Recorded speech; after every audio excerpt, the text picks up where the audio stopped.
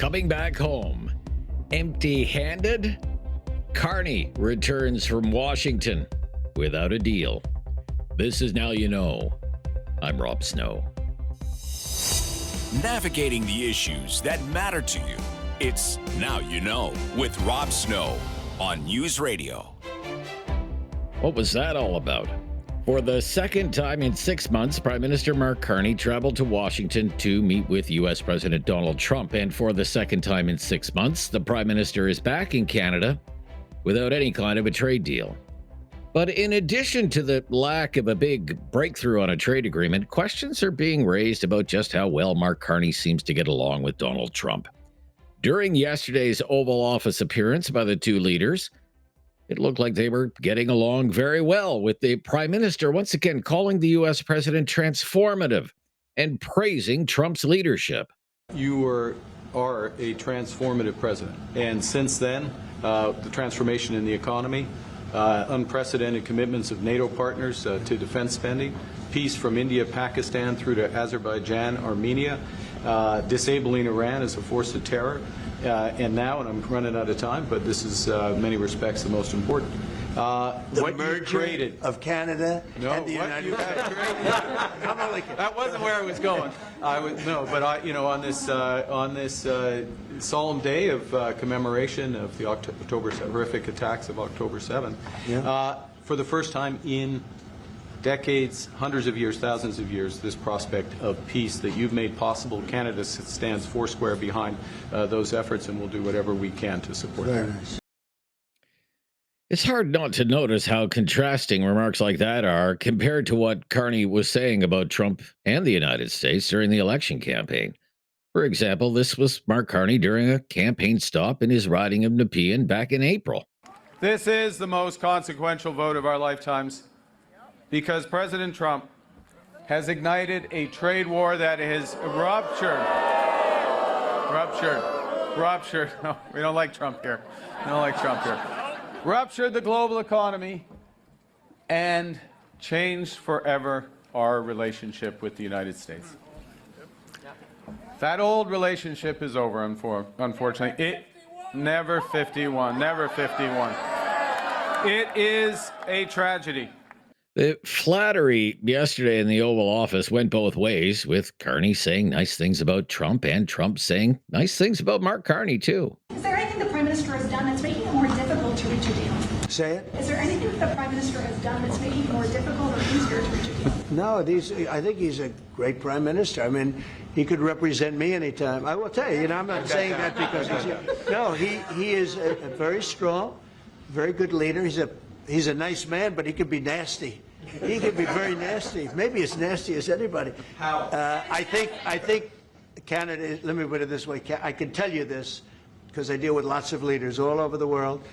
He is a world-class leader. He's a man that knows what he wants, and I'm not surprised to see that he won the election and won it substantially, and I would think he's more popular now. He's a good man. He does a great job, and he's a tough negotiator. Carney was seen to be laughing and smiling, even winking at his entourage as Trump made those remarks. Quite a very different scenario, though, on election night back in late April. As I've been warning for months, America wants our land, our resources, our water, our country. Never. But these are not idle threats. President Trump is trying to break us so that America can own us. That will never, ever happen. We are once again at one of those hinge moments of history. Our old relationship with the United States, a relationship based on steadily increasing integration, is over.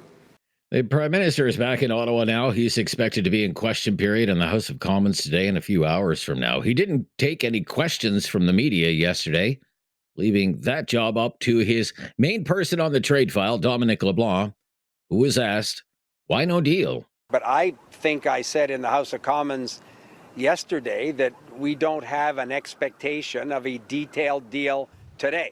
So because some unnamed sources speculated, doesn't change our state of mind when we got here. We hope to make progress. We hope to find the president and his cabinet secretaries fully engaged in finding solutions on priority sectors quickly, steel, aluminum, and energy. We talked about strengthening the energy partnership with the United States. So that work was positive. That work, in our view, was effective, but totally take the premise of the question that people understandably want to see the results, and believe me, so do we. Dominic LeBlanc speaking at the Canadian Embassy in Washington as sirens blare in the background. Meantime, Prime Minister Carney returns to Ottawa, stuck in the middle of a pipeline battle between two premiers. Alberta Premier Danielle Smith has been making her pitch for a pipeline from northern Alberta to Prince Rupert, BC, an idea that is being met with extreme opposition from the NDP BC Premier David Eby. Speaking in Ottawa, Premier Smith called the BC Premier's opposition to a West Coast pipeline un-Canadian. Well, I think Premier Eby's comments are un-Canadian and they're unconstitutional. I think that the Supreme Court has determined that the reason we have a country and have given trade and commerce power and control over ports and interprovincial infrastructure to the federal government is for exactly this reason, so that a parochial premier isn't able to block nation-building projects. So I think that the courts have been pretty clear on that. And I would hope that Prime Minister Mark Carney would realize it's his obligation to make sure that these kinds of projects get built.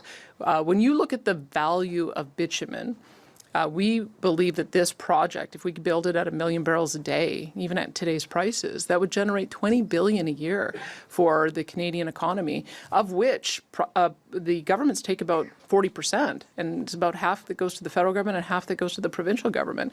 So that is a very high value, long-term return that all it takes is the Prime Minister to say yes. And so I'm hopeful that we'll be able to get to that by mid-November. But not if David Eby has anything to say about it. Support also means, please don't upset the fragile consensus that we have currently that I hope to make durable and long-term for resource development in British Columbia and Canada and our coast, with a project that doesn't actually exist, with a project that's not actually funded. Let's talk about real projects. Let's deliver those projects. Let's actually raise our GDP. Let's create growth in the country. BC is on board for that. Let's get going. According to a research note today from the Bank of Montreal, Alberta is producing about 4.2 million barrels of oil per day, but that figure has the potential to double to 8.4 million barrels per day based on demand, but not without a new pipeline. I'm Rob Snow. This is Now You Know on News Radio. You have questions Now You Know with Rob Snow has the answers on News Radio. If you're ever looking for a podcast of our show, Now You Know with Rob Snow, great new mobile app that will help you hear our show when you want to. It's called the Seeker app.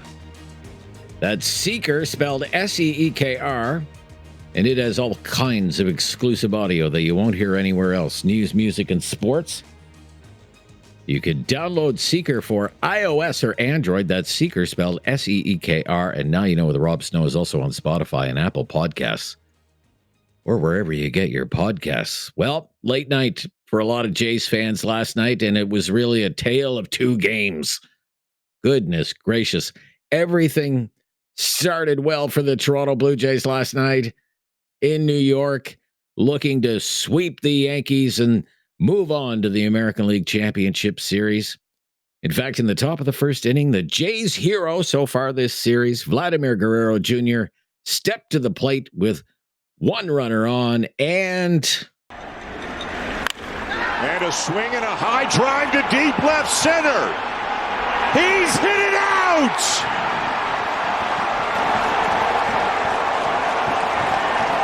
He's done it again! The booing only intensifies as Guerrero has given the Blue Jays an early lead. Yeah, two-run shot put the Jays up 2-0, and they would add another 4 runs in the top of the third, and everything seemed to be going well with the Jays sitting on a comfortable 6-1 lead. They chased the Yankees starting pitcher Carlos Rodon after just 2 1/3 innings. And all season, whenever Toronto has had a 5-run lead, They've never lost. But then the Yankees started clawing their way back, scored 2 runs in the bottom of the third, cutting the lead to 6-3. Jays went scoreless in the top of the fourth.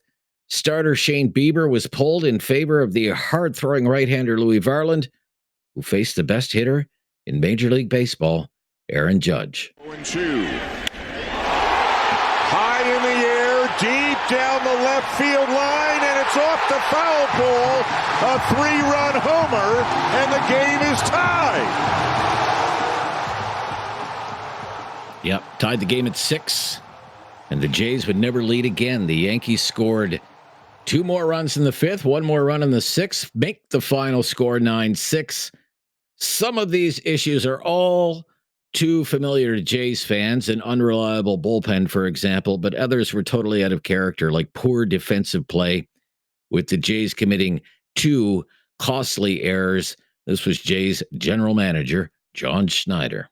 I mean, thought we did a really good job against Carlos. Kind of just didn't really play our game, really, when you look at kind of things as a whole, or as a whole. Just defensively, you get them extra outs and things like that, and they can do that in a hurry, So it's not one thing, it's a couple things, and their bullpen did a really good job, and we just gave them extra outs. It's not going to get any easier for the Blue Jays. They do not have a starting pitcher for Game 4 tonight. They have to rely entirely on their bullpen, although Eric Lauer was part of the starting rotation for part of the Jays regular season. Expect him to be logging some big innings tonight. John Schneider said, though, after the game, everyone's available. You're trying to, again, like I said before the game, you're trying to take chances to win today, and it didn't work out. Everyone's available tomorrow. Everyone's available, just not exactly sure who's going to start yet. Got to talk through that with Pete and the guys, but I think it's everyone's available tomorrow. Well, now we know the Jays are going to start again with Louis Varland, but it's anyone's guess who's going to follow him or how many pitchers the Jays will end up using. They will also have to face a Yankees rookie sensation in Cam Schlittler.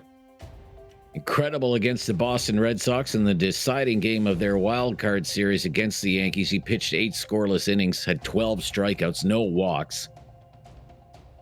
Game 4 tonight against the Yankees starts an hour earlier than last night's game. First pitch 7:08 p.m. Eastern on Sportsnet, all across the Jays radio network. And if a deciding Game 5 is needed, it would be Friday back in Toronto. This is Now You Know. I'm Rob Snow on News Radio.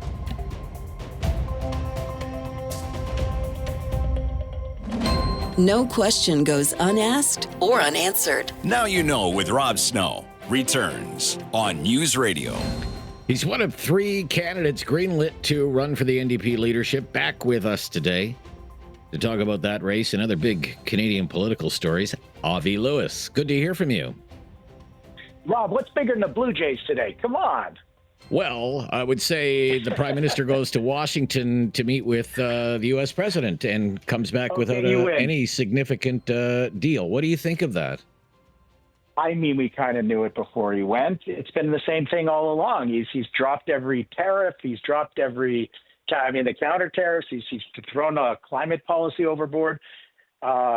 He's promised untold increase in military spending that would completely change the character of our country, all to try to appease what my son calls the tangerine toddler. I know I shouldn't diminish and indulge in nicknames, but more seriously, an authoritarian to the south of the border, and it doesn't work.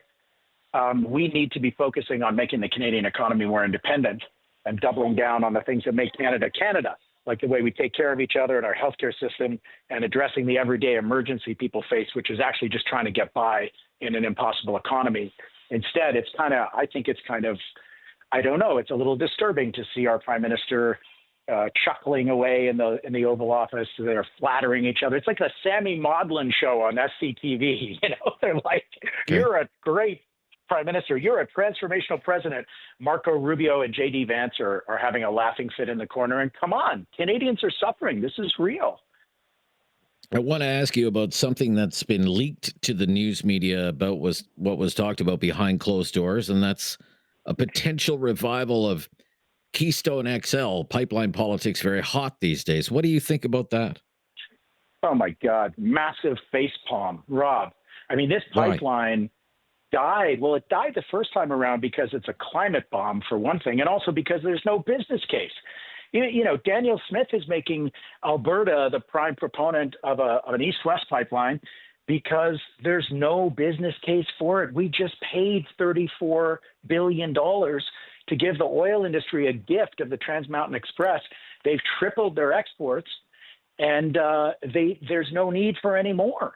And reviving Keystone XL is just another zombie project. That's just going to be another fountain of corporate welfare. They're not, business community's not going to pay for it themselves. They just got a $34 billion free pipeline. It just means we're going to pay for it. And none I want to ask you, because our time is limited today, because you're a BC guy, and you know Premier Smith is pushing hard for a pipeline into Prince Rupert. Says she wants an answer by the Grey Cup.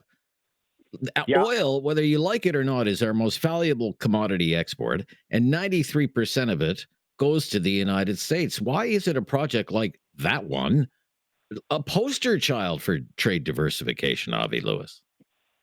Well, look, it's the biggest moneymaker, and governments are addicted to the revenue as well, which is a problem. The reason we're not talking about renewables is because the inputs are free. The sun is free. The wind is free. Big corporations can't make huge amounts of money on it.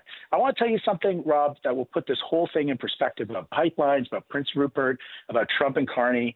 Yesterday, a think tank called Ember reported for the first half of this year, renewable energy on planet Earth produced more electricity than coal.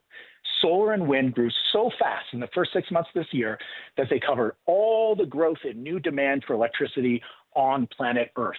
The world is moving on, and Canada is caught in these stupid old pipeline debates that are dragging us backwards when everybody else is rocketing forwards to a future where our children can breathe the air and where the inputs for energy are free.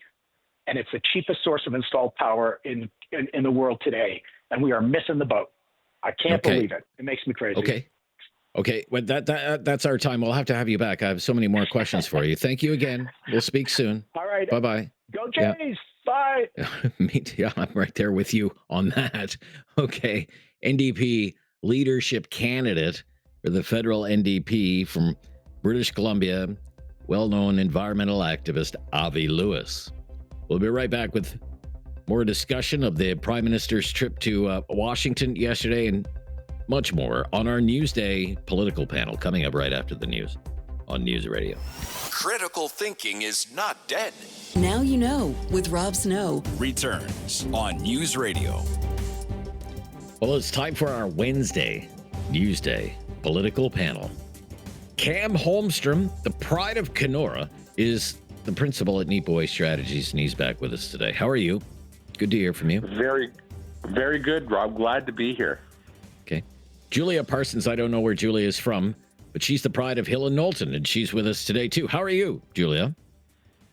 I'm doing great, and I'm here in Ottawa today. Thanks for having me. In Ottawa. Okay. Great stuff. You know who else is in Ottawa? Prime Minister Carney is back in Ottawa, and he's back from Washington. And he doesn't have a deal with Trump after meeting with the U.S. president. And he's going to face a lot of criticism for that when he attends question period today. How fair is that criticism, though, Julia, in your opinion? Well, you know, I'm going to say this as someone who spent some time more so on the conservative side of politics, but I think the reality is that Prime Minister Carney has done what he's needed to do to establish a bit of an alliance, a bit of a relationship with President Trump, where they can get discussions in business on the table. He is working within the new world that Trump has created.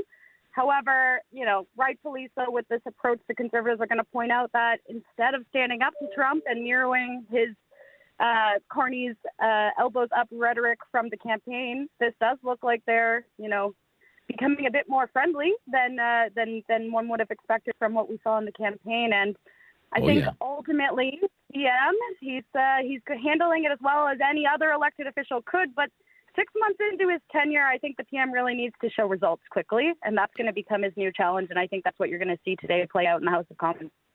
Okay.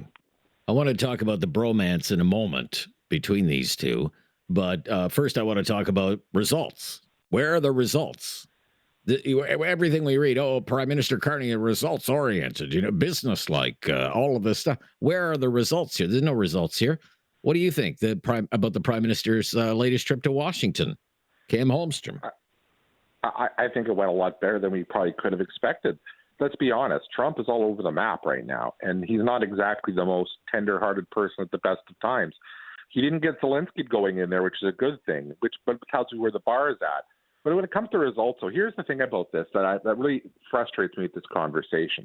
First off, Mr. Poilievre hasn't been elbows up his out. He's been lips up towards Mr. Trump's rear end because he just wants to back down before he even asks. So that isn't going to be much better. But I would just point out, we're starting from a different spot than most people because we have a free trade agreement with the Americans, and most of what is covered right now is covered by CUSMA. Now, that's going to be renegotiated. That's going to be a big piece. But when you look at what the other nations are dealing with, the ones that have came up with agreements, which frankly don't seem to be worth the paper they're written on, or have things in them that they really can't deliver upon, they don't have those. So they're starting from a different point. So again, we have a better deal right now by the fact we have CUSMA. But the fact is, we still need to keep pushing back. We still need to be there. So to me, it's like, look, my outlook on this is that there's a lot of stuff that can still happen here. I'm glad the conversations are happening, but the fact of the matter is that no matter what you sign with Donald Trump, how can you trust he's actually going to keep his word? Because you look at what he's done all over the place. Even though we have a free trade agreement, he's slapping tariffs on the national security threat that is your bathroom vanity, folks. Geez, I never knew that could be a national security threat. Yet here we are. So the fact of the matter is that I would rather have Mr. Carney trying to get a good deal than a fast deal, because those who got fast deals are ones who didn't have deals at all to begin with. Okay.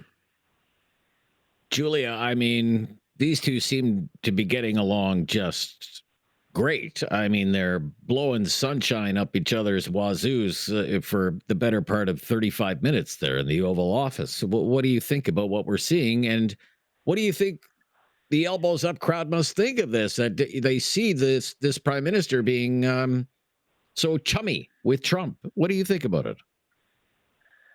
Yeah, I think when I watched the press conference yesterday, I immediately thought, this is likely to end up in a conservative political attack ad or social media post, just given the level that you saw of their exchange, their relationship.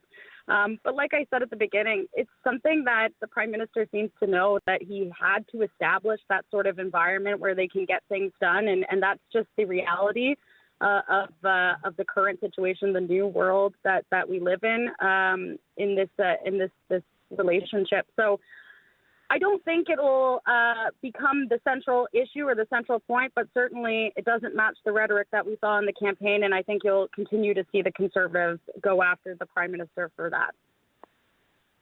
What do you think? Just the optics of having this elbows up. Trump wants to destroy us so he can own us, Prime Minister, there in the Oval Office being so cozy and buddy-buddy with Trump, Cam Holmstrom. What about the image of that? It's not comfortable, but I think most people realize what's going on here. And so to me, if the Conservatives want to attack him on that, again, I always say, what's your alternative? Because I don't see Pierre Poilievre running around trying to knock Donald Trump over the head.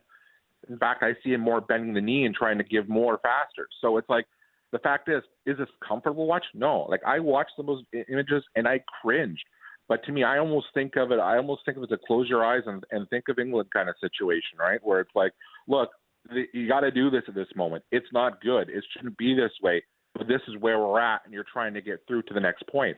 When it comes to the whole elbows up piece, so let's just be honest. The elbows up piece to me is diversifying our trade, building stronger alliances with other like-minded countries. A lot of the stuff that Carney is doing at the same time. Those need to show more results. I agree.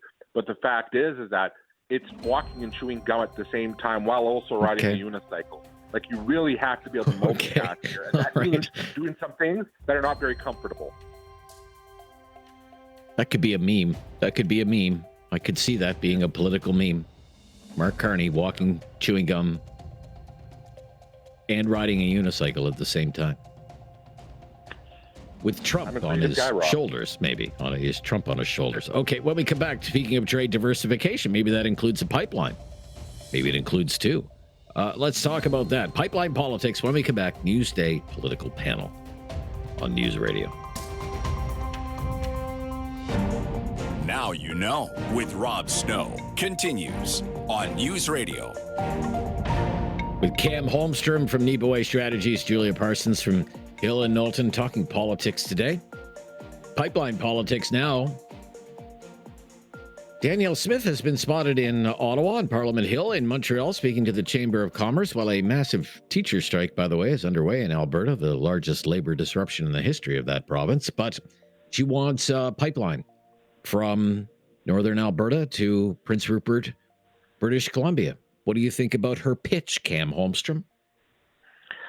I think that it's more politics than actual plan. And the reason why I say that is because just in the past 2 weeks, I've had talks with two different Indigenous majority-owned potential pipeline projects, neither of which involve northern BC, but involve shipping oil to Tidewater from Alberta. The fact is that there are things out there, I think, that are much more likely to succeed and actually get stuff to market that she wants. So by pushing this scenario, damn the torpedoes, and forcing conflict, you put the Premier of BC aside. There are Indigenous nations who want that built, but there are major roadblocks on it. It could also potentially kill a major LNG project, which is just opening there. Again, it's like, to me, when I see this, it's like, okay, yes, you need to get to Tidewater. Yes, there are options. Why so hell-bent on that one instead of taking Alberta's resources and maybe backing one of these other projects that are going to get it there too? So to me, when I see that, it feels more like political theater than actual plan. But that being said, I really wish that Premier Eby hadn't called it what he called it. That didn't help the case. It kind of overshadowed the fact that this is more theater than anything else. All right, if we have some time, we'll talk about the ins and outs of BC politics because it's fascinating, actually, just what's going on there right now in that province at the provincial level and how this fits into all of that. What do you think about Danielle Smith's push for a pipeline, though, Julia? Look, what Premier Smith is doing, it makes a lot of sense for her political objectives in pushing for a pipeline. It's clear to me she wants to see a pipeline as part of the major projects work. And your listeners will remember it was not long ago that the Prime Minister himself alluded to the potential for a pipeline to be on that list in the future. So she's pushing the government and the Prime Minister to do what he's alluded to wanting to do. And I think you've probably also seen that Mr. Poilievre has been calling for action as well. He, I think, called the proposal a bit of a litmus test for the Prime Minister.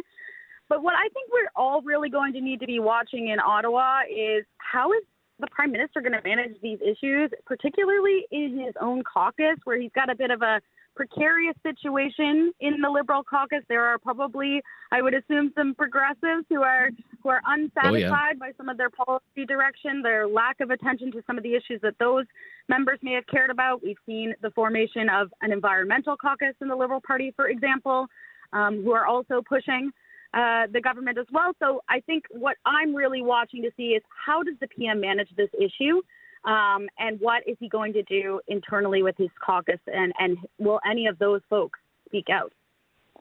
Just on pipelines as well, Keystone XL leaked to the media behind the scenes. Mr. Carney brought up Keystone XL. When I read that this morning, my initial thought, I just want to gauge your thought process, whether I'm on the right track here, was that would be a good nod to Alberta, and I wouldn't have to deal with Canadian premiers. Alberta would get a pipeline and it would go south instead. What do you think about that, Cam? Am I on to something there, or am I out to lunch, or what? What do you think? See, my only problem with that is that then that takes away the argument of the fact we need to diversify our markets, right? The fact is we are too dependent on the American market. So building Keystone XL out doesn't help that. But all that being said, if I'm not mistaken, and I stand to be corrected and accepted if I am, I'm not mistaken, the Canadian side of that pipeline has already been built, right? So if the Americans actually decide to go out and do that, well, that's just going to, it's their business. It'll be done. And yes, there'll be more capacity. but it would lock us more into the American market at the discounted rate. So to me, that kind of undercuts the point of why it is we need to get oil to Tidewater. We need to get oil east to help serve our Canadian market. Like, that's not going to make us, Keystone XL is not going to make us less dependent on the Americans and make us more dependent on the Americans. Julia, quick comment on that. I mean, Cam raises a good point. And what I think is fascinating about that conversation, that piece about Keystone XL, to your point as well, Rob, was Minister LeBlanc yesterday said that they were hoping to land deals on steel, aluminum, energy specifically. So I'm wondering if the connection between those two is what's next to come. But to Cam's point, it is about the diversifying markets piece, and that doesn't do that. Okay. Let's stop here. When we come back, I want to talk about budget politics. In theory, the Liberals do need 5 votes to pass the budget this fall. In practice, I'll ask you, do the Liberals really need 5 votes to pass their budget this fall when you just look at what's happening with the other political parties right now, especially the NDP? This is News Radio. Now you know with Rob Snow continues on News Radio. We're here with Julia Parsons from Hill & Knowlton and from Niipaawi Strategies, Cam Holmstrom, Wednesday Newsday political panel. In theory, only the Liberals need 5 votes to pass their budget this fall. In practice, though, Julia, do the Liberals really need those 5 votes to pass the budget? What do you think? How's this all going to play out? Look, I'll be honest. I'm not expecting that we fall on the budget. I think there is a way that this can be managed where, for example, a party might choose to abstain from voting. But the reality is none of the opposition parties would greatly benefit from a fall election. Pierre Poilievre has his leadership review. The party is also still working on resolving their path forward after the election loss. The NDP, well, that is a whole other story. They don't have a leader and certainly need to rebuild. This is a minority parliament, though, and it's not the same minority parliament it was under Justin Trudeau, where he could count on the NDP's support, and we are already seeing that play out. So I'm not as worried about the budget, but what I would say is we are seeing on other pieces of legislation where the government is having to make concessions, and even I saw that they are retabling a new border bill. Their border bill, yeah. And lack of opposition party support. So what I'm really curious about is how the political maneuvering going forward is going to look, but I'm not suspecting that we're going to fall on the budget at this time. Okay. Cam? My expectations, we're going to see the old tried and true strategy of seeing all the opposition parties indicate they're opposed to this whole thing, but just enough of them are going to be out sick that day to ensure the government itself doesn't fall. And the fact that it's only 5 people, that makes it real easy for a bunch of people just to not be there that day. So that's what I expect to happen, because Julia's right. None of them want an election right now. It's far too early. And to be very honest, with what's going on right now, I don't think the Canadian public would be very supportive of the idea of having the election. So, yeah, Mr. Carney's probably got a good 12 to 18 months of runway here to not have to worry about that headways house. But he can't get too arrogant about it. That's for sure. Let's get a quick comment on something else here. Pierre Poilievre in the last week or so has been asked to comment on the BC ostrich farm situation, and he also posted a remark on social media yesterday about the sentencing of the Freedom Convoy organizers, conditional sentences for them. What do you think about Pierre Poilievre commenting on such issues, ostriches and Freedom Convoy people? Julia, what do you think? Well, Mr. Poilievre is currently needing to shore up support with his own base ahead of the vote in January in Calgary at his convention, where he'll have his leadership review. I think that is certainly an important point, and one of the things that he's going to have to focus on. There doesn't appear to be a clear challenger trying to push him out, but you still have to keep support and build and be ready within your own base for that vote. So these dynamics, I think, is why you'll see there will be comments to those effects. But ultimately, what will be important to watch is, does he position himself going forward to gain traction with the general public, since he fell short last election? You're seeing some of that now. You're seeing he's made some adjustments to his tone. He's taking more mainstream media interviews. But I think that's the thing that I'll be looking at going forward, of where his comments lie. In a minute or less, Cam, you'll get the last word. Go ahead. Well, to be very honest, if anyone knows what it looks like to push someone out of their old job, it'd be the person who did it. And from what I hear, Mr. Poilievre's got his fingerprints all over that one. So maybe he's right to be a little paranoid. But the point is that, to me, everything he's talking about is just doubling down on what people don't like about him. The irony is that, some people think he likes to say he lost a seat in Ottawa because he said he's going to cut the civil service. I talk to people, it was the Freedom Convoys why he lost his seat, and he showed up with Timmy's and coffee to help support them while they made his constituents' lives a living hell. So to me, this is just Pierre being Pierre, and people don't like it. And to me, this is only going to reinforce it and stick in people's minds, and will not help him in the longer run, even if it gets him through the short period of not getting pierred by somebody else.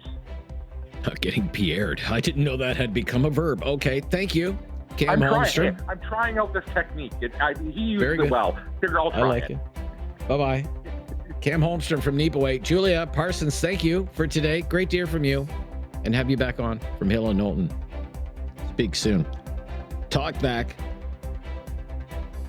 coming up right after the news. The latest breaking news today here on News Radio. It's time to talk back. On Now You Know with Rob Snow. Call now.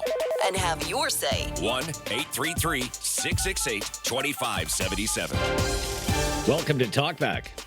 It's 2 hours of debate and discussion on the big issues of the day. And today's topic is working in the trades, in the skilled trades, working in the trades.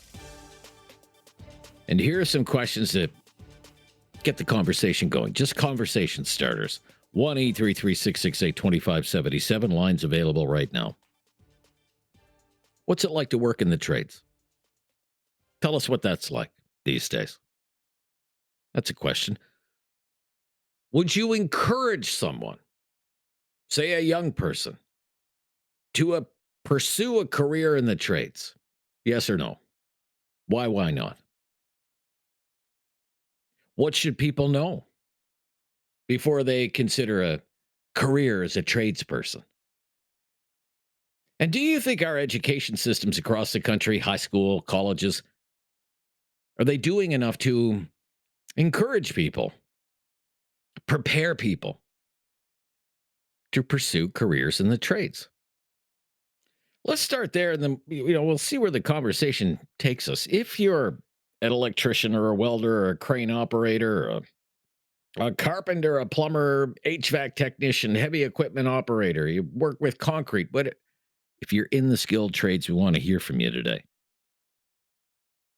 What's that job like? Would you consider it to be a rewarding career? Does it pay well? Are the hours good? Is the work steady? Do you have a benefits plan? Do you have a pension plan? All these things that we think about when we're doing career planning. How long did it take you to learn your trade? What was involved with that? Do you have any regrets about your decision to pursue a career in the trade? Did you do it for a while and then decide to do something else? Or has it been a rewarding career for you? Just give us a sense of what it is like to work in the trades. 1-833-668-2577. 1-833-668-2577. What kind of people make good tradespeople, would you say? What kind of skills does a person need to really thrive in a career like the trades? If someone in their late teens, early 20s came up to you and said, I'm thinking about going into the trades, what would you tell them? What advice would you give them? Go for it? Or no, kid, try something else. The news hook today, and the reason we want to ask you about these questions today, is there's a new report out from the consulting firm Deloitte. And it says this country is going to need a lot more tradespeople in the years ahead. And by a lot, I mean hundreds and hundreds of thousands of people, maybe as many as 800,000 tradespeople. You heard that right, 800,000. Few news stories about this today. That's why we want to bring this up. And this report says if we don't find these people and train these people, there's no way we're going to be able to build all the homes that we need to build. And there's no way that we're going to be able to build all these massive public infrastructure projects that the government says it wants to build. Because the numbers, just from a human resources perspective, they just don't add up. It's one thing for the government to say, well, this project is approved and the financing is in place, and here's all your permits. If you don't actually have the people to build it, either the project doesn't get built, or the project falls behind schedule, or costs spiral out of control. And this report from Deloitte says, we've been here before as a country. That this happened in the oil sands in the early 2000s, severe labor shortages. It happened on the West Coast when there was a bunch of mega projects all being built at the same time. Coastal GasLink, Trans Mountain, LNG Canada, Site C Dam. And what happened was you had a bidding war for tradespeople. And it drove up the costs of those projects, and it slowed them down, too. They fell behind schedule. And basically, this report is a call to action. It says governments and unions and private enterprise and the education system, they all need to get on the same page and come up with a coordinated plan to train and recruit hundreds and hundreds and hundreds of thousands of people into the trades. Or none of this build, baby, build stuff that we hear from the Carney government is ever going to happen. It says that between now and the year 2030, less than 5 years from now, this country needs between 410,000 and 520,000 tradespeople. That's based on the government's own projections for the construction plans that it has in mind, like doubling the pace of home construction and building infrastructure projects, whether that's ports or new hydroelectric infrastructure, who knows, maybe even someday an oil pipeline. And it says, in addition to the 400 to 500,000 new tradespeople that we need, hundreds more are going to retire in the coming years. By the year 2034, 270,000 people working in the trades, they're going to retire, bringing this total demand for tradespeople up to about 800,000. We are talking about a critical labor shortage here. But it could also present, if it's done right, tremendous opportunities to grow the economy for people to have great jobs, great careers. Or are they? Are these great jobs? Are these great careers? I don't know. I don't work in the trades. I've never worked in the trades. That's why we're asking these questions today. So join the discussion and let's talk about it today. It's very important. Could even be news you can use. Maybe you'll be offering advice to someone who needs some advice. You just never know. The trades.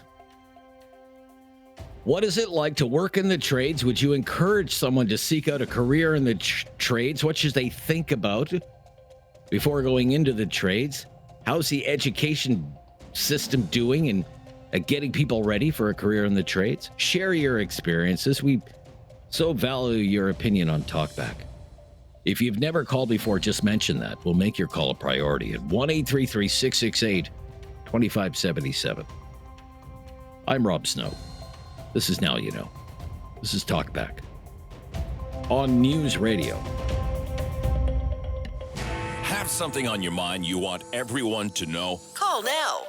Hello. 1-833-668-2577. It's Talkback on Now You Know with Rob Snow. Canada is facing a severe shortage of tradespeople, maybe as many as 800,000 tradespeople in just the next 4 to 5 years. We're asking about careers in the trades. What's it like to work in the trades? Would you encourage someone to seek out a career in the trades? What should they know before they do so? How's our education system doing at recruiting and training people for careers in the trades? We can go in any number of directions with this today. At 1-833-668-2577, Julian, up first today in Calgary. Hi, Julian. Hello, Rob. How are you? Very good, Julian. How are you? Good. Thank you very much. First-time caller. Love your show. Yes, Thank you. work in in the trade. I'm a chef. And chef, okay. Yes. I know you talk about construction, but yes, it's very difficult to find some trained chefs here in Calgary. I was executive chef, and now I'm a sous chef. And it's very difficult to find qualified people. Why? I don't know. I do not know. It's very difficult. And I have a lot of resume coming in, but not many chefs. And I don't know if it's the same thing in other profession. And I love to work in a trade. That's my career since early 2000. I always was a chef. I learn chef. I have 2 diplomas of cooking. Okay. I didn't learn in this country. I learned in another country in Europe. Fair enough. Okay. I recommend that. I recommend to be in a trade. For me, it's very good. So if a young person said to you, Julian, I'm thinking about becoming a chef, would you say, go for it? Yes. Okay. I will tell you the downside of chef and the upside of chef. Yes, it's not the best. Yes, when your friend go party, you work. Yes, on Sunday you work, but you can travel. I came to Canada from Europe. I travel in a lot of places in Europe as a chef. And that's amazing. That's amazing. And I am very happy of what I do. Like when I make a plate, I create a recipe, I create something, I have satisfaction. Very good. Very good. Let me ask you this, because we have jam-packed phone lines on this today. Good. How are we doing at training chefs in this country? How's our education system doing? I don't know. I've never been here in a school in Calgary or in Canada. I work a little bit with a young chef from SAIT in Calgary, the school where they do the chef. I know they have a very good program. It's one of the best schools in Alberta or even in Canada. When they come, they're green, of course, like everywhere else, but they have some good knowledge. That I can tell you. The rest, I don't know too much. Look, you hit it on the head there. You've got us off to a great start, Julian. Thank you. Bon appetit. We're going to move along to Bridgewater, Nova Scotia. Rob is up next. Hi, Rob. Hey, hi, Rob. How's it going? Other than the Blue Jays losing, but yeah. That was a late and disappointing night last night to be a Blue Jays fan. Yeah, it was. And an hour later for you, an hour later for you guys. I mean, it didn't end until well after midnight last night. But anyway, let's get along here. The trades. All right. Do you work in the trades? No. I handle the trades business, so I'm a manager. So I'm a manager. Okay. I run the trades basically where I'm at, and the good thing is my 2 young sons saw the light themselves, nothing forceful, and right away. You go to school is the tip in Alberta, for example. You take a 6-month program with SAIT, and what that does is gives you your basic introductory to, in this case, plumbing is what my son started with. And once you graduate that 6-month term, you actually have your first year apprenticeship now under your belt. So when he goes out into the workforce, he's now being hired as a 2nd level apprentice, which is a much better way to go, in my opinion, from what I've seen now, right? As opposed to workers trying to beat the door down to find somebody to take them on as a first-year apprentice, right? I find that's very difficult for people to find out there, right? So bottom line is my kid, when he was 18, right, that's when I started him off. He's 22. He's got his Red Seal plumber's ticket, and now he's also got his gas ticket as well. And I said, don't stop there. Because there's a lot of free training going on right now. So now he's taking welding as well. So let me ask you this. Are they busy? Yeah. Are they busy? Do they have lots of work? He's got so much work he can't even stop right now, Rob. And guess what? He's making, as a plumber right now in Alberta, he's up around $47 an hour. And making good cash and good company and, lots and lots of work. Is he happy? Does he feel as though work is rewarding? He's 22, and he just bought his first condo, moved out of the house for the first time, right, in his life. Wow. And, he's living on his own, so it's kind of cute, Rob. Last story, he's sitting in his brand new condo and he's got pizza boxes everywhere, and he's got a game system up, and that's it, and a bed to lay on. So this nice brand new place. Right. This is all this exactly. executive, full-fledged professional and live making now, more money than you and I could ever dream of at that age, right? Isn't that something? Isn't that the money? Yeah. And that's what I tell my son. I said, guys, I'm only 55, but it took me, that age to get up into the $110,000, $115,000 bracket, right? That's just the way it was. But so SAIT, this is the second time this has come up. Southern Alberta Institute of Technology. The previous caller mentioned that. Sounds like they have their act together, I guess. Thank you, Rob. Got to run. Be right back with more of your calls on the trades, working in the trades, today on Talkback on News Radio. Have something on your mind you want everyone to know? Call now. Hello. 1-833-668-2577. It's Talkback on Now You Know with Rob Snow. The topic today, working in the trades. Dan in Halifax is up next. Hi, Dan. Thanks for calling. Dan, you're on the air. Hey, how's it going? Very good, Dan. You work in the trades, Dan? Yeah, I do. So I would say it's probably one of the best things you can do, really. I mean, most of the high-paying jobs in this country are in the trades. I mean, look at all these nation-building projects. All of those jobs, you're going to be making about $100,000 a year if you've been in the trade for a few years and journeyman status. I mean, I'm 25 years old. I've owned a house since I was 22. These are the kind of the things, like a lot of my friends that are in the trades that are around my age, they're all buying houses or already have houses. So we have this huge cost of living crisis, but there's tons of jobs and tons of work for any of these trades all across the board. So what trade are you the in? best thing you can do. Now I do inspections and stuff. So, I mean, just like even if you're on the trades, you're not going to be, if you have half a head on your shoulders and you're willing to work, you're not going to be stuck on a tool your whole entire life, right? There's so much growth opportunity, especially because of those job shortages. So once you get in and you kind of learn the trade, there's opportunity to go into like being a foreman, supervisors, estimators, inspectors, right? There's so much room for growth. But I'd say one of our biggest issues is growing up in school through junior high and high school, all of our teachers shunned the trades. Yes. And now I make more money than all my teachers ever made. So yeah, I don't know. I think that's right. one of the biggest issues that we're telling all these young. It was the same way when I was in school. Only dummies took the trades. Only dummies. Yeah. They tell us to go to university and go, 60 to 80 grand in debt to get a job that you're only going to be making 45 to 60 grand in. So like the math doesn't just make any sense. So I'd say the trades are probably one of the best options for the youth. If I could ask you, your training path, what was that like? Coming out of high school, what did you do to get on this career path?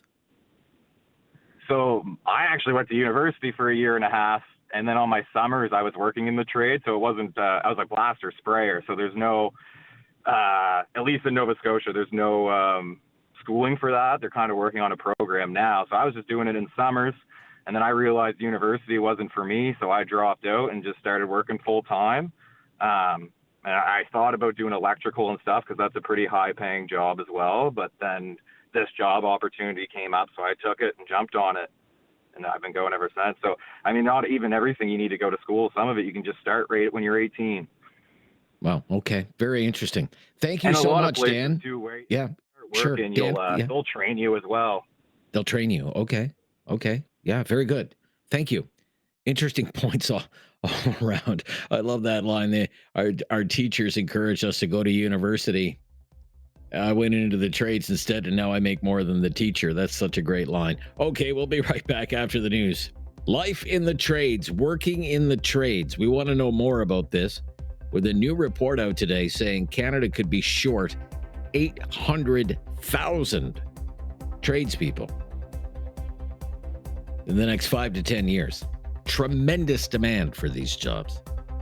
But are they Are they good jobs? What would you say? 1-833-668-2577. Have your say on Talkback on News Radio. Have something on your mind you want everyone to know? Call now. Hello. 1-833-668-2577. It's Talkback on Now You Know with Rob Snow. We're talking about careers in the trades today with a new forecast saying we're going to need 800,000 tradespeople in the next few years in this country to build all the homes, to build all the infrastructure that the government wants to build. What's it like to work in the trades? Would you encourage someone to seek out a career in the trades? Let's go to Richard, is in Halifax, first-time caller. Hi, Richard. Hi, Rob. How are you today? Very good, Richard. Thank you for calling. What's it like to work in the trades? Wanted to say I love your show. Thank you so much. Very kind of you. It's a good thing. I'm a retired electrician. I was in the union for 25 years, just over 25 years, and just recently retired. I have a young son that's followed my path and gone become an electrician as well, and he's doing very well. So, I would definitely, I'd have to say, go ahead and join the trades. Okay. What do you think a person should know before they think about it, though? It's probably not cut out for everyone, you know? No, a lot of times, through our union, we would have aptitude tests, mechanical aptitude to see whether or not someone's actually suited for the trades. I find there's a lot of people that enter the trades, their parents push them into it, and they're not suited for the trades. And that could, that creates some problems. How would you say the education system is doing here in Nova Scotia? How is the education system doing there to recruit and train people for a career in the trades? What would you say? I think not bad. I think we could probably do a better job. I think when my son went into an O2 program, which is an opportunities and options program, and that was a real big thing. That's when they start them out in grade 10, and they start to go into do other. They go into look at different trades.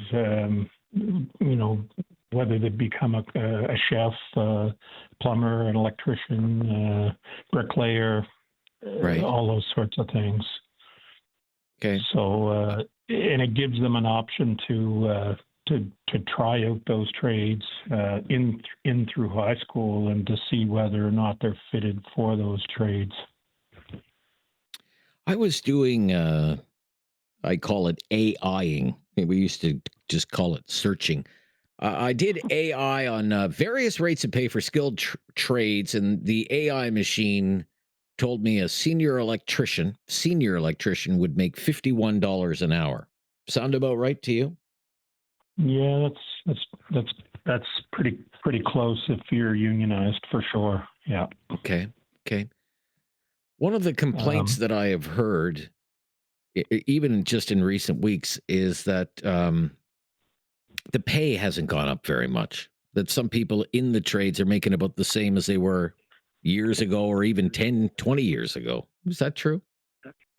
Yeah, I would say so. We've fallen behind in what we should be getting. So I can't speak Richard. for every trade, but yeah, it's up there for sure. Okay. Thanks, Richard. Really good to hear from you. Let's go to Robin up next. Is in Calgary. Hi, Robin. Hey, Hi, Rob. Robin. As soon as I heard the topic today, I'm pretty passionate and involved, so I had to call in. Okay. Well, thank you for doing so.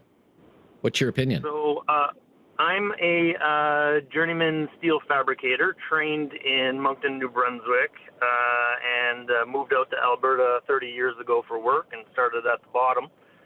And just a little background about myself, started a business 19 years ago. So now I'm involved in trades and promoting trades as much as I can. So Alberta Trades was in my shop about a year ago. The average age of a tradesman in Alberta is 44 years old. Wow, really? Wow. The average age of the tradesman in my shop is 46 years old. So we have a huge gap of age of involvement, like probably 20-year gap of tradesmen. And this is the super projects or no super projects. There's a huge problem coming.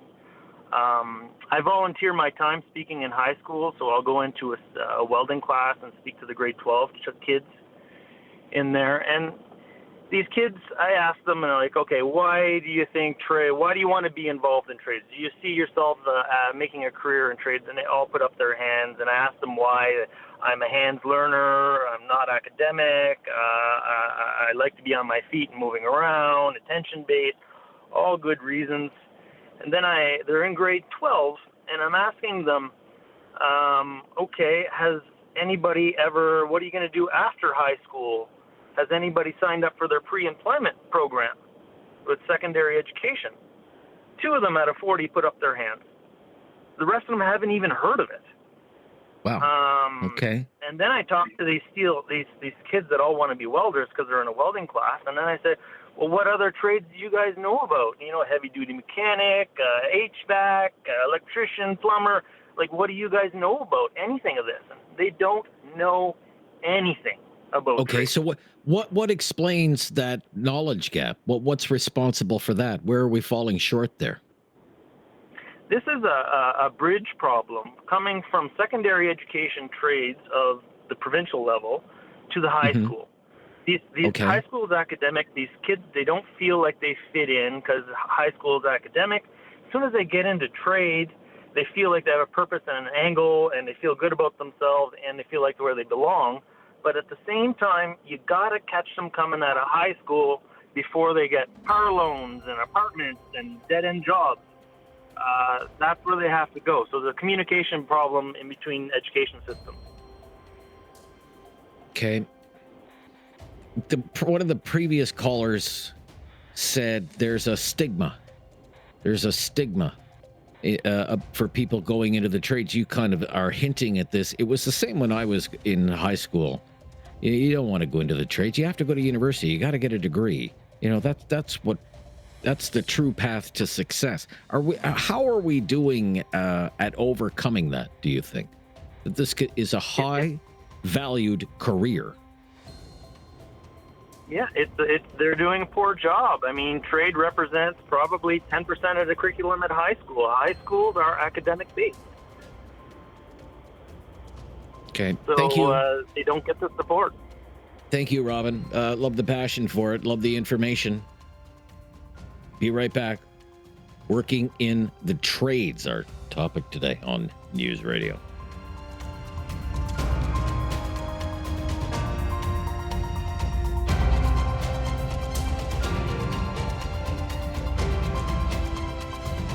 Have something on your mind you want everyone to know? Call now.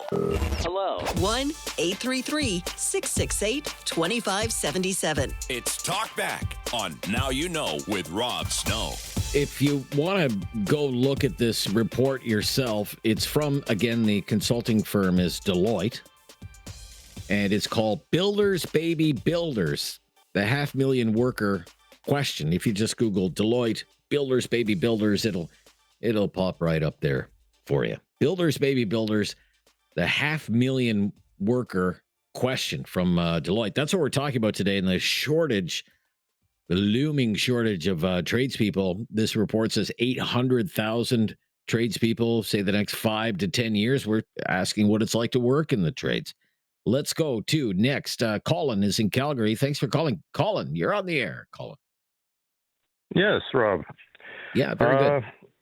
This is a bad subject to be on for me, but we have a shortage. We have a shortage of trades in Calgary for many years now.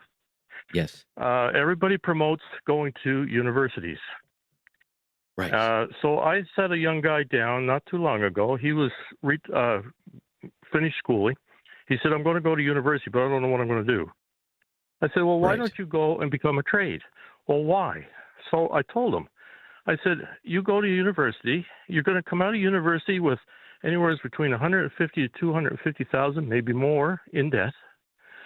Okay, that's on the high side. Then you're going to be working umpteen weeks or years to pay that off, and then you got to start working towards making a living. You know? Yes. Yeah. So yeah, I yeah. said, if you go and become a trade, Okay. you go into the trade right out of high school.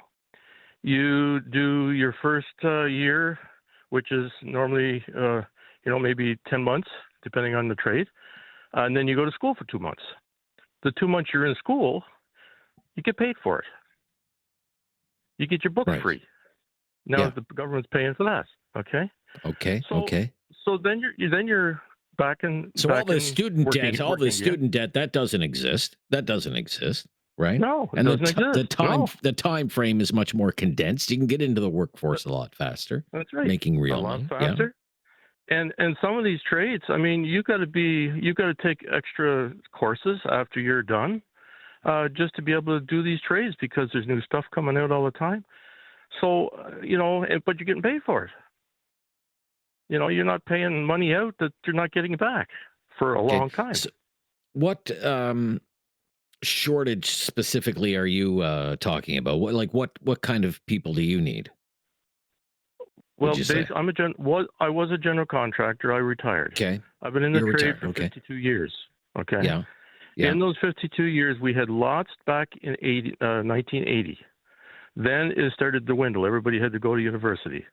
Now you can't find a carpenter. You can't find a plumber. You can't find an electrician because they just don't exist. They're not going through for the trades. So right now we're short at least 6,000 tradesmen right here in Calgary.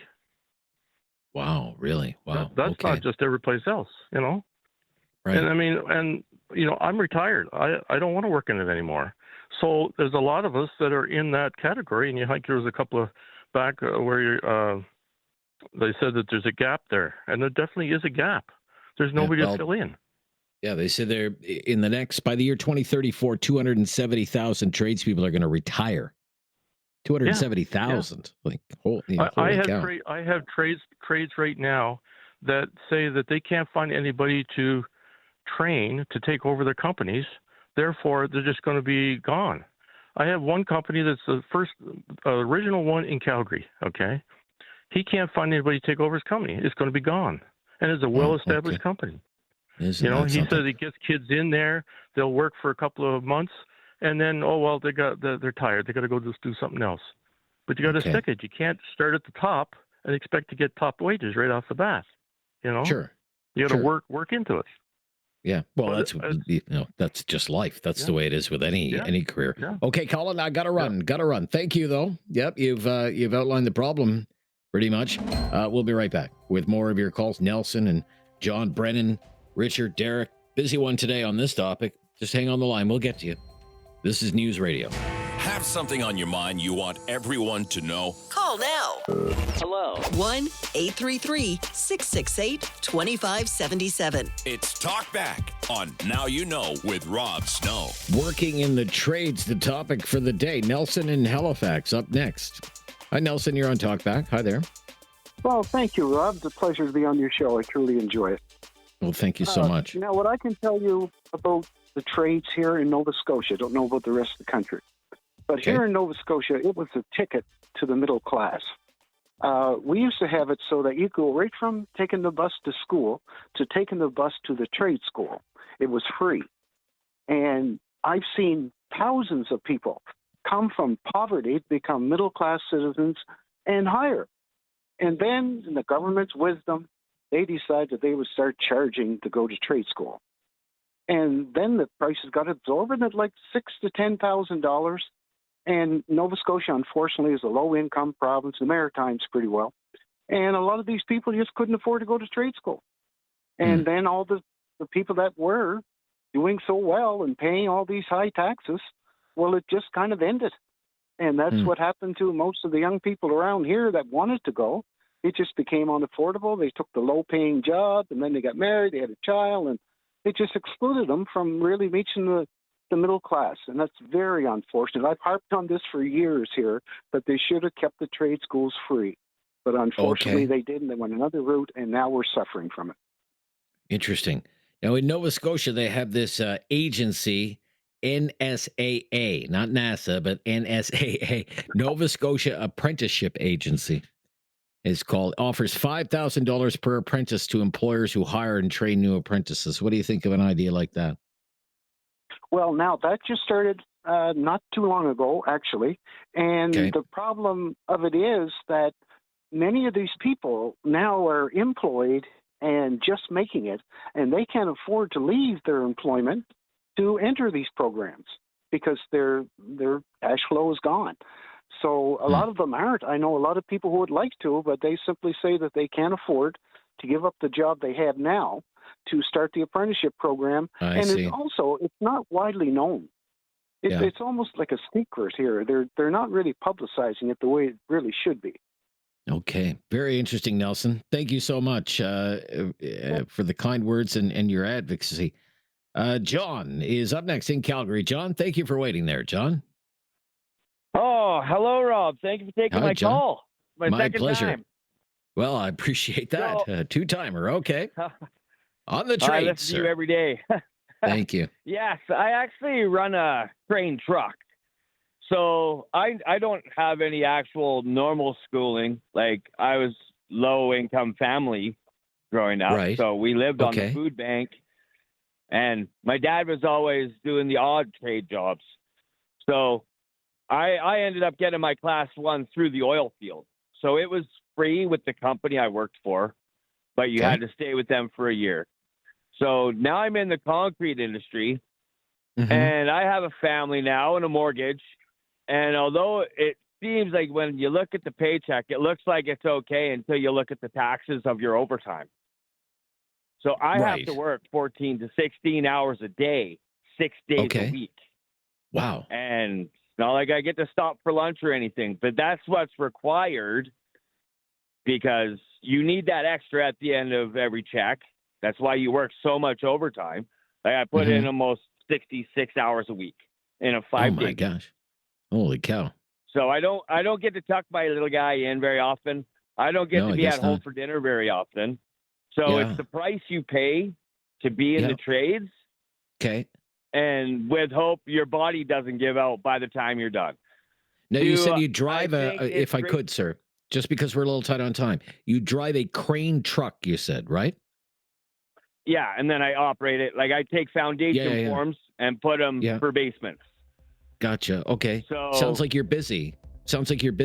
I'm always busy. Yeah. So the thing about do you like? the trades can I ask you, sir? Do you like your job? I like the person I work for makes my job likable. They gave me an opportunity, and I am good at it. And they let me know. God bless you, sir. You're the salt of the earth. We'll be right back. That's it for hour number 1. It was very busy, but a full hour just ahead on the trades and the massive shortage that this country is facing of tradespeople. Sounds like a meal ticket. It's time to talk back.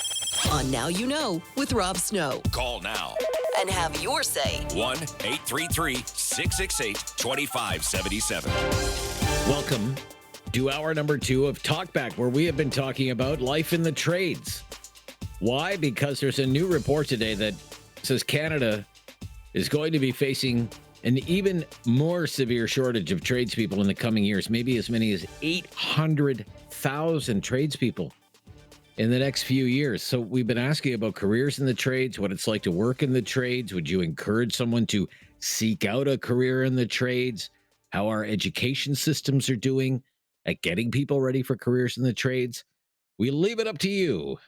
Take the conversation where you want to go. Brennan, up next. Hi, Brennan. Hey, Rob. Thanks for having me on. You're quite welcome. What's your experience?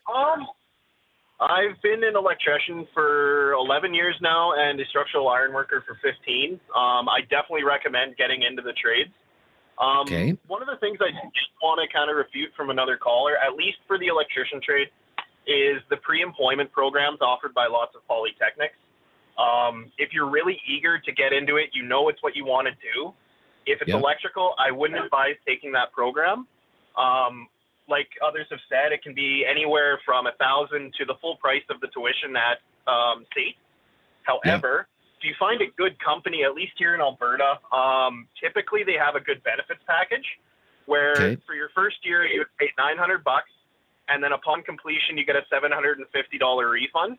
So your first year, second year, third year of school, for the tuition will only cost you about $150 to $200 out of pocket, and then you just got to buy books on top of that. What a Also, screaming deal! If, like what a screaming deal! Much better deal. Yeah, Like, and holy cow. honestly, the apprentices that do come out of that program, a lot of companies, we view them as, even though they come out with their second year certification, they're an expensive first year. They don't know quite everything they should at that point. Okay. And they're undertrained, and it could make it very hard for you to get employed with certain companies. The much better option would be to actually go out to businesses, see if they're hiring. It depends on the company. Some will want you to do it all online. That tends to be the trend these days, but at least put a face to your name. And one other thing, if you really want to do it, if you are considering that pre-employment program, your money would be better invested in safety tickets, such as fall protection, MUP, or CSTS here in Alberta, Construction Safety Training System. Those are typically 3 tickets you have to be employed, at least in the industrial and commercial settings. And they will actually help you get more employed because the company wants them anyway. And if they hire you, they'll open doors for you, you're saying. Yeah, they'll open some doors for you. Okay, let me ask you a few questions here. Okay. For sure. All right, you're going to decide I'm going to become a whatever, plumber, electrician, carpenter, whatever. In your experience of being in the trades, do you find it to be a rewarding career? Is it personally fulfilling for you? Are you happy I do, for doing sure. it? It's much to the chagrin of my wife and kids. I every time we drive by a project I work on, I get to say, "Oh, guess who built that?" And some of the things I've worked on are pretty significant, and I take great pride in the quality of work that at least my company performs and what I can do. And no, it's definitely rewarding. But the caveat to that is you will work, and there's going to be days where it is going to suck. It's not going to be a good time on some of the days, right? Well, yeah. Welcome to real life, I guess. Benefits, 100%. pension plan, is this commonplace in your line of work, sir? Benefits and pension plan? In Alberta, yep. Benefits package, they're pretty good. Not the greatest, definitely not the worst. They're probably right in the middle ground for what they cover and the benefits you do receive. All depends on the company you work for, but typically they're really good. And most trades benefits companies will reimburse you for your school upon completion. So, and then another thing I would add is just definitely take advantage of the grants that are available while you are in school. They can basically cover your tuition entirely, including that refund you'll get, and you'll go to school for negative money in some cases, right? And another good thing to do in regards to that would be you can also do EI if you don't do the pre-employment program. While you're in school, you can collect EI, albeit a little less than the standard amount, but you get paid to go to school. Okay. All right. Look, very informative, Brennan, and very busy today. I hope you can appreciate, but thank you so much for your information today. Great stuff. Richard is up next. Hi, Richard. Hello, Richard. Richard. Okay, let's try Greg then. Hi, Greg. Are you with me, Greg? I am. How are you? Hi. Very good, Greg. Thank you. What's your experience, sir, with the trades? With the trades, I was a surveyor for many years, more on the construction side of roads and airports and that sort of thing, but got to see much of the world in Canada, every province and territory over time, and wonderful trade. And I did it at my training at SAIT. But the good thing is, as soon as you had even 1 year under your belt, it was a 2-year program at the time, you got a summer job and you got enough money to pay your tuition and whatnot pretty much every summer. And, it trade pays the bills and whatnot. But I wanted to give you a reason for why we have such or a partial reason why we have such a shortage of the trades, and that is, back in the day, there was a family on every quarter section of land in Western Canada because of the homesteading and whatnot. But since there's been continuous rural to urban migration and corporate concentration, farmers now, instead of having 160 acres, they now have 10,000 acres. They have 6 sections or whatever, way, way larger. So all those families are gone. And those families were incubators of skill. So by the time from the time you were born till the time you're 18, you had an apprenticeship on the farm. You had to do everything: mechanical stuff, turn a wrench, change oil, cut a board, nail stuff together, fix the bins, twist a few wires together to make the lights come on. So you got an exposure to all the trades in some degree. And so that helped you formulate your interests and could go on and pursue the trades. And I think that's a pretty substantial reason for our shortage, because now everybody lives in the cities. The urbanization is way higher. All those small farms are gone. Those apprenticeships, like one kid might have farmed after your father passed it on, but all the other kids had to find something else to do. So they went into trades because they could understand these things and they could pick the one they were interested in. And those people went on to build the oil industry, the mines, the railways, the industries in Western Canada, and probably in other places in Canada. And it's probably similar for the fisheries, the inshore fisheries in Newfoundland and Nova Scotia. Now it's corporate fishery. All the small boats are gone. All those kids, the cod moratorium and all that. We're losing those incubators of talent. Incubators of talent. Wow, very interesting. Such a fascinating way to look at it. Thank you so much for your call. We'll be right back on Talkback on News Radio.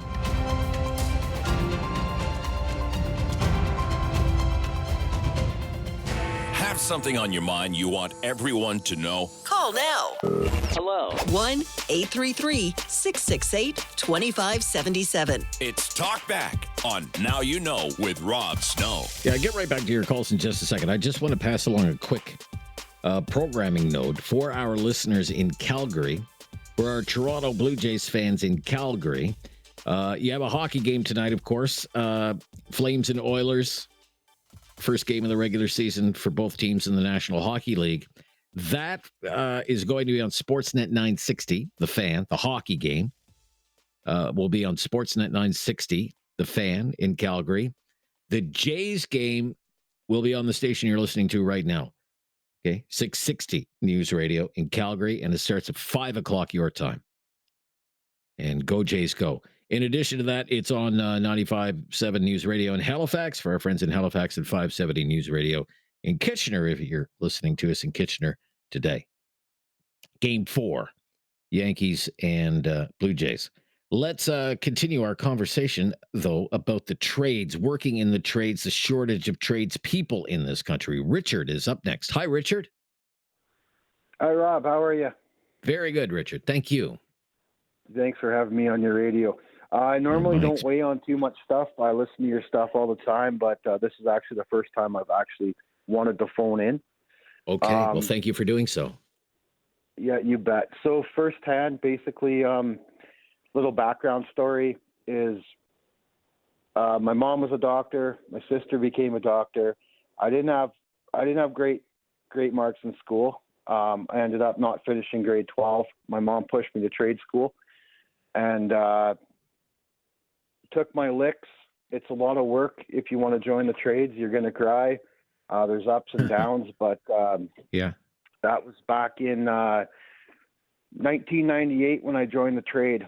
And sitting here today, we pull in about $10 million a year. My company, my doctor's sister only makes about $300,000. So my word to anyone that wants to join the trades is, if you want to work for a company, you're salaried. If you want to venture out on your own, the opportunity's there, man. You guys can make as much money as you want. And I've noticed in the past 5 years that there ain't a lot of tradesmen left and you can basically write your own check. You can walk in there and you know, if you don't like my price, then you're going to wait a month or 2 months to find someone else to do it. That's how it's pretty much going right now. So let me ask you, what trade did you pursue? HVAC. So I'm in heating, HVAC. ventilation, and air conditioning. And then my brother actually went and got his master's degree in refrigeration. So we're running a lot of builders right now in the Calgary area. Okay. Like commercial? This is commercial stuff, right? Commercial and residential, yeah. Commercial and residential. Okay. Yeah, so I'm just going to throw it out there like... Yeah, go ahead. Yeah, I'm just going to throw it out like if, you know, if you guys want to get into the trades, don't be scared. Like, you know, like I said, you can have a salary option that you're guaranteed $150,000 a year, or you can venture on your own and just make sky's the limit, man. Give her. And I'm a prime example. I'm a prime friggin' example. Good for you. And business is booming by the sounds of it. Business is good, and it's only projected to get better. Like all your callers, and you've been saying, the next 5-10 years is just going to be bonkers, right? So, okay, you know, all right. Thank you, Richard, and congratulations on your dedication and success. Well earned. Joshua in Halifax. Hello, Joshua. Thanks for waiting there, Joshua. Can you hear me okay? Hear you just fine. Yes. Can you hear me okay? Yeah, go ahead. What's your experience? Thanks for having me on your show. I've been an electrician for 15 years in Nova Scotia. Okay. I'll tell you why there's a lot of people not getting in the trades. Okay. First off, it can be hard on your body, and if you get hurt, you're no really any good to anybody after that. And Nova Scotia has one of the worst kind of records for safety.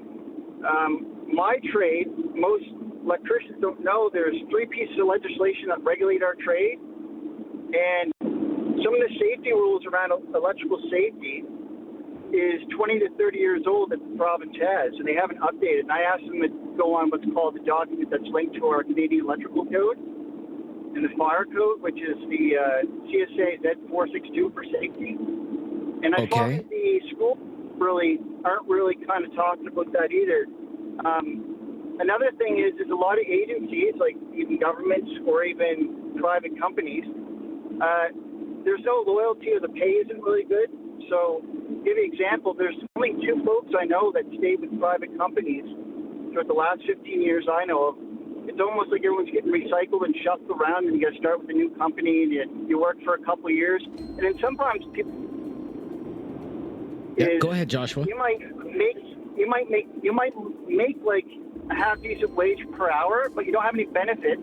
But also, when the work is, you are laid off. You're off for 3 months to 6 months sometimes, depending on where you live. And you got to travel where the work goes, unless you're with somebody stable, and it's very hard to find nowadays. And our trade is getting called, I like to say, watered down. Which is what the province did a couple of years ago is they took the apprenticeship, and this is my personal opinion, they went from one-on-one, from journey person to apprentice, to one-on-3. Now, with every law, it's like speeding, right? Most people go within 10 kilometers an hour over, okay? So they're already doing 1 and 3. But what happens is the individual education in the field, which is 75% of your education is field training. Then you go to do blocks every couple of years or every year, and you go to school for a month and educate yourself, which in my trade is quite difficult. And the trade is ever expanding with different products, different equipment. Look, that you have unfortunately, we're right out of time, so we're going to have to wrap it up there. But you have raised, many significant issues about why it might not be for everyone or all it's cracked up to be. And it's very much a counter opinion today, the minority opinion. But we'll be right back on Talkback on News Radio. Have something on your mind you want everyone to know? Call now. Hello. 1-833-668-2577. It's Talkback on Now You Know with Rob Snow. On Life in the Trades, Fred in Calgary. Hi, Fred. Hi, Rob. How are you today? Very good, Fred. Yeah. What's your experience, sir? Well, My experience is this. I listen to all them callers, and they are absolutely dead on, and what a great show. I've been in Calgary 24 years. I left the Miramichi. I came out here, started running the equipment, and it's been the very best ever since. All I can tell somebody that's starting out, a young person, is to get a job with a general contractor, start from the bottom, take a look at everything that they're doing, right from the guy that's putting up the outlets for the electrician, to the guy on the shovel, to the guy on the hoe, to the guy cribbing, making the foundation, finishing the concrete. Take a look at everything before you go into university or trade school and see what you would like to do. See if when you look at it, you really like it and you think that you'd like to get up every day, 6 days a week or 5 days a week and love to do it, because that's what you're going to be doing. And you can always change. There's people change trades. But get a job as a general laborer with a good company, and you'll see all the trades. And it's just a real eye-opener, save you a whole lot of time. Then go from there. I'm a heavy equipment operator. Get on with a company that does civil work. Start out on a packer, go to a rock truck, then pick the big stuff, the hose, whatever. Do that. You can save yourself so much money. You do not have to go to, So. Okay. And do you like your job, sir? Do you like your job? Is it love my job. I get up really every morning. Yeah. I do. I love it. I get up every morning. Matter of fact, I land at work an hour earlier just so I'm here. I don't have to get stressed out in traffic and so on. And that's the key to it. Find something that you love to do. And like the other caller said, you're going to have days it's going to be the worst day in the world, but the next day will be better. But the other thing is this, the money. They're talking about everything but the money. I'll give you an example. 3 years ago, I went on the Trans Mountain Pipeline. I got hauled out of Calgary because there was a shortage of operators. I went on the Trans Mountain Pipeline, $270,000 a year. $70,000 of that was living out allowance, tax free. So when you're talking money, problem is though, but you're away from your family, you're away from your wife. 50%, maybe 75% of these workers that are away, they are divorced. So you got to balance it. You really do. Now you don't Very take that good life advice there. Very good life advice. Look, we're right up against it there. We're right up against it, Richard. Thank you. Great advice, though. Be right back on News Radio.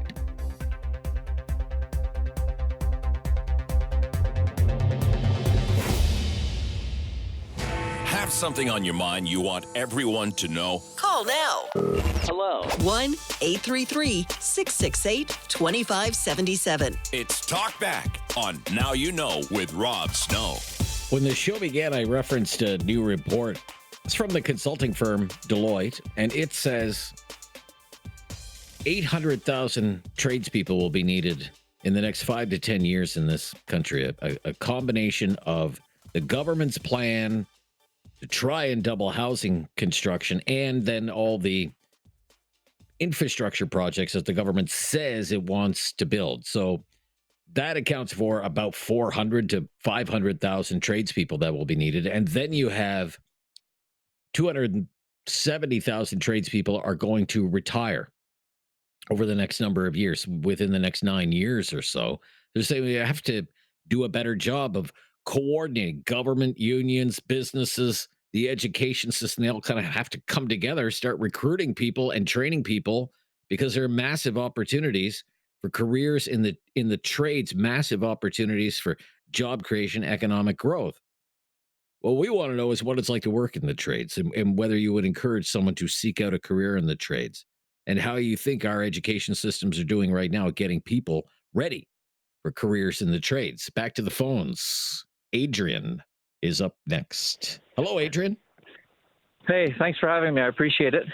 Yeah, my pleasure. I'm a teacher by trade. I'm here in Calgary, Alberta, so I'm on strike right now, so I have nothing but time to phone in. Okay. And well, hopefully that comes to an end soon. Amen. Thank you. I tell my students, I tell my own kids all the time, never be a teacher, first of all. Second, here in Alberta, for every 7 tradespeople who are leaving, only one's going in.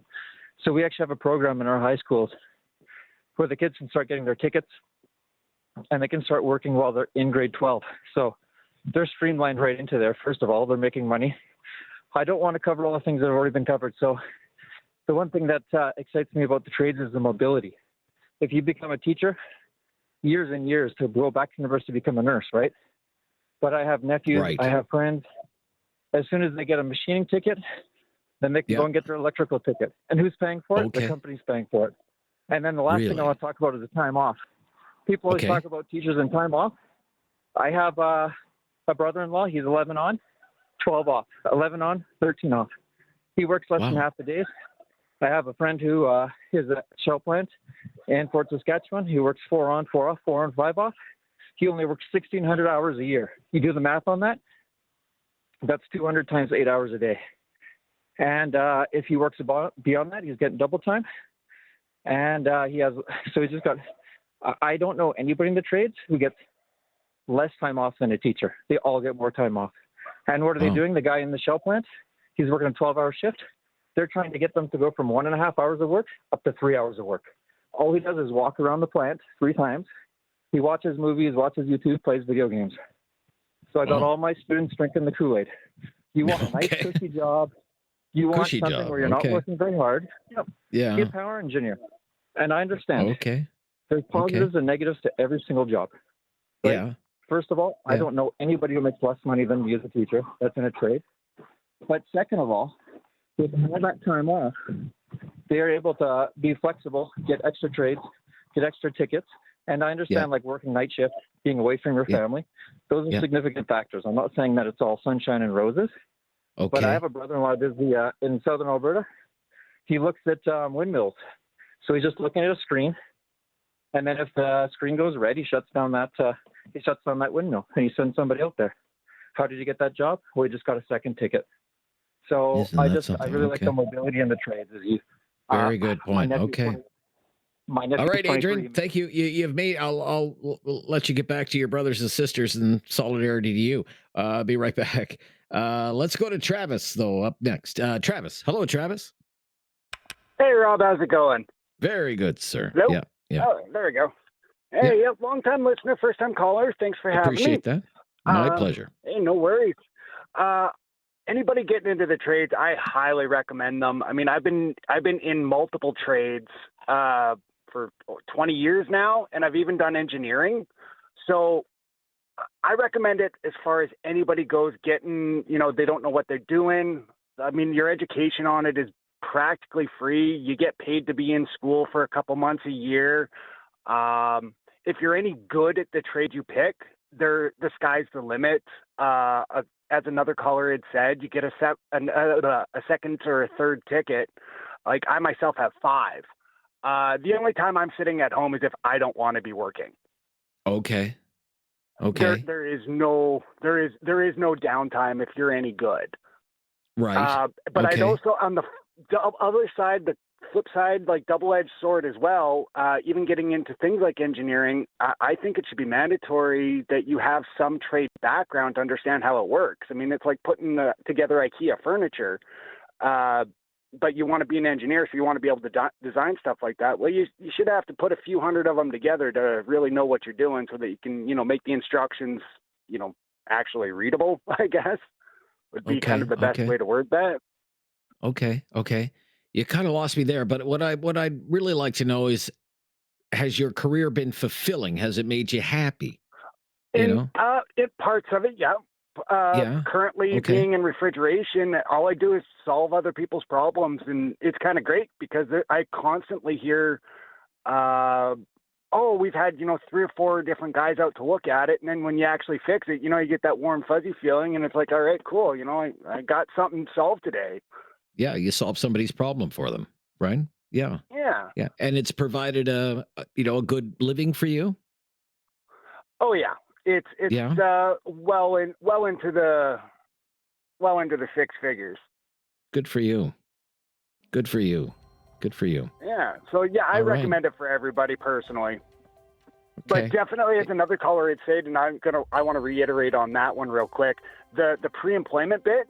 It is the money used that would have cost you to do that is definitely better off getting some of the more standard tickets that every commercial industrial company will expect out of you to have anyways. It's definitely a much better use of your money and time, because the guys that come out of there, I've met a lot of them, and a lot of them, they're so undertrained and they don't have any hands-on experience that they're expensive first years. I see. That's wording it really nicely. Okay. Well, let's be diplomatic. Look, thank you for your call, Travis. Great to hear from you. I'm glad you're doing well. Be right back with more of your calls. Life in the trades, working in the trades. We need you. Be right back. This is News Radio. Have something on your mind you want everyone to know? Call now. Hello. 1-833-668-2577. It's Talkback on Now You Know with Rob Snow. We're talking about the labor shortage in the trades and your experience of working in the trades. Carolyn in Calgary. Hello, Carolyn. Hello. Hi, Carolyn. Good to hear from you. Thanks for having me. First time caller. Listen a lot. I appreciate that. Thank you so much. So I used to be in the trades. I used to be in building, and then I moved into education. So I'm speaking from an educator point of view. We have some really great programs in our school board that are called dual credit, and we get students into the trades in grades 11 and 12. And what happens is it's embedded into their program back at school. They earn credits towards their high school completion. And we do it with post-secondaries, and we also do it with the locals. So we're pumping out students that from auto, we have auto tech all the way down to welding. That includes carpentry, boilermaker, ironworker. And I'm coming from the perspective of we have got great kids out there that are so interested in the trades. We encourage them to do that education. We even pay for their safety tickets, so that could be aerial, that can be CSTS, all their construction safety. We do first aid with them, and all this is paid for, and even their first year apprenticeship up at the tech college. So we've got students coming in and out, and the barrier is employers won't employ them. And I have a classic example is I had a student go through both our local program and then through the dual credit first year apprenticeship. She's come out and she is so discouraged. I see her every second week and she's still bagging groceries at Superstore. Why? Because she's young. And I would just want to say I want to encourage employers, anybody out there, that you need to take a look at the kiddo who's standing in front of you, because these kids have done the work. They are ready to go. They may not, sometimes they don't have their driver's license, but it's on the horizon. But the fact is that these, and we even offer them the provincial AIT training exam. We pay for that as well. Some of them pass it, some of them don't. But we've got kids out there who are young. I think the average age of, this tradesperson now is like 26, 27. But employers, if you want to change what's going on out there, you got to start looking at the kiddos who are in front of them or in front of you and take a chance on them, because they are smart and they're ready to go. They may need some help with the soft skills, but they're trained. Let me ask you one thing, Carolyn. Let me ask you one thing. Just let me interrupt. You're the first woman who's called today. Believe it or not. Okay, in 2 hours. You're the first woman. You worked in the trades. Do women want to work in the trades? Oh, yes. Women do. There is a huge interest. But again, the trades have got to shift for that as well. The culture, of course, of, there's some work to be done, if you know what I'm talking about there. Sure. It's still a man's world. It's still a man's world kind of thing. Yeah. Okay. Yeah, absolutely. But I want to say this, all the locals that we deal with, it's absolutely not on their docket. Like, they are working very, very hard to change it. Absolutely. In the last 3 years, I've probably put through about 8 female welders. But again, they feel discouraged because they're showing up and they're like, you know what? My buddy, the kid that I knew in class, he got a job because his best friend's uncle's cousin has that shop. And I'm standing here. I passed the EIT exam with an 82, which is very difficult to do when you're 16 going on 17. And I've put in my time. So I left the trades because I wanted to encourage females to get in the trades, and I couldn't do that with just building houses. So Thank you, Carolyn, for your call. Thank you. Yeah. Let's go to Virginia up next. Virginia. Hi, Virginia. Hello. Hi, How are Virginia. you today? Very good. Hi. I was in the trades for 43 years. You were? Wow. I was licensed partsman, journeyman partsman, which is something that just kind of happened to me. I went from high school into one of these placement agencies where they let you work for 2 weeks, replacing somebody on holidays. And 31 years later, I left with my trade ticket. It just kind of it just kind of happened. I got talked into it. And I would not say go do something else. Trades is, to me, that's the only way to go. I went from that company to another one. So, like I said, a total of 43 years. But and it was a heavy duty industry. And back then, it was very difficult to get past the men. I bet they would just stand there. They would just stand there and stare at you, expecting you to know what they were looking for. Right. I worked the shop counter, so all I worked with was men. I was one of 3 women in the whole building. So. Mm-hmm. You must have been a real trailblazer at the time, Virginia. You must have been a real trailblazer at the time, right? I've been told I am. Yes, I've been told. Yeah.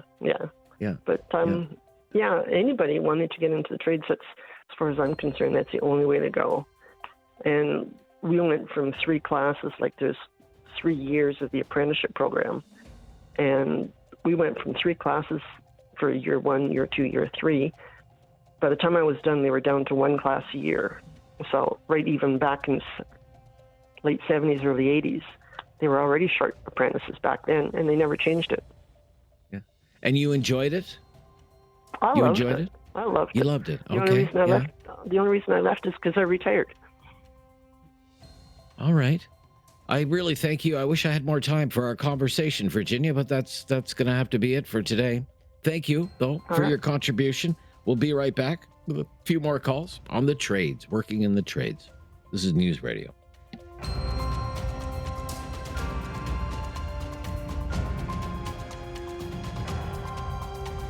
Have something on your mind you want everyone to know? Call now. Hello. 1-833-668-2577. It's Talkback on Now You Know with Rob Snow. Let's get to Bill up next on the situation with the trades, the tremendous shortage that we're experiencing in the country on the trades. Hi, Bill. Hello. Hi, Bill. Thanks for calling. What's your experience? Well, first of all, I'll start off by telling you I listen to your program all the time. It's great. Really great. Thank you so much. Very kind. So my background is engineering, and I went the academic route, U of A, University of New Brunswick, and Stuttgart University in Germany. And I came back and took a job at University of Calgary, and I remember all the engineering classes that I taught. I could split them in thirds. Top third were good intelligence, but the most important thing is they were really interested in what they were doing. Middle third, they weren't too sure what they were doing, right? Still average intelligence. Okay. And then the bottom third, the only reason they were there is their parents told them they had to go to university, right, to get a good job. Yeah. Okay. And that bottom third, actually, they would never make it through, right? And for this to help with this problem we're having now with not enough people in the trades. Yes. All those people in all those groups, the one third, all of them, they should have considered that actually right from the beginning And the only reason they didn't do it is their parents were after them. Go to university, go to university, go to university. And actually, no. You go to get some education, some experience. The best way to do it is actually, for a lot of people, trades. And the program in Calgary here that I heard a lot about in your previous calls, FATE, has an excellent program. Okay. Absolutely excellent program. And you can really see in Calgary that the trades shortage is causing a big problem. I heard the numbers. Actually, I wasn't sure it was on your program, but I heard the numbers that the shortage of tradespeople in Calgary, or maybe it was just Calgary and all of Alberta, it's huge. The number is huge. And they're great opportunities, absolutely great opportunities. Yeah, well, somebody said, somebody called, I don't know how accurate their figure was. They said probably about 6,000. But the figure nationwide over the next 9 years would be 800,000. Like you're talking about a city the size of Winnipeg, 800,000 jobs available. Look, that's really our time. We're playing the music. Because... Yeah, I'm sorry, we have to end it there. Nothing stops the news. That's coming up next. Thank you to everyone today. We'll be back tomorrow. This is Talkback on News Radio.